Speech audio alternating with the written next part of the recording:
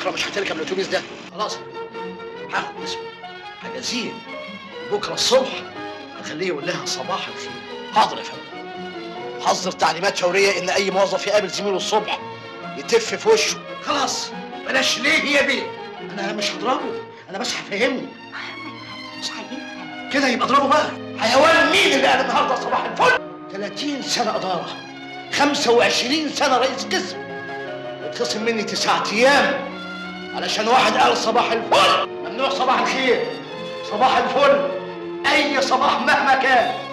محظور السلام في الصباح، في المساء، وسط النهار، اول الليل، بعد الليل، مفهوم؟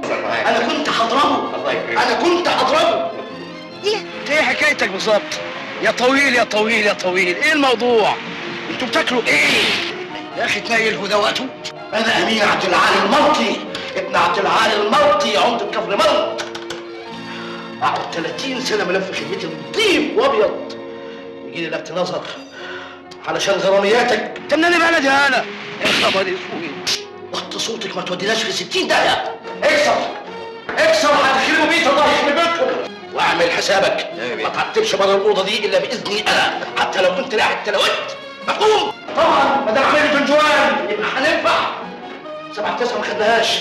لسه اتخصم سعاد؟ يعني كان بيحب من ورايا، طب مخصوم منه سنه. نسيت تتلام شويه، اتلام شويه مش كده عيب؟ ما هو كل ده من اكل البيت بشرفي. لو اتخصم مني يوم واحد نخرب بيتكم. يا ناس حرام عليكم يا ناس، ده انا عندي 7 عيال وامهم بتتوحم على التامن.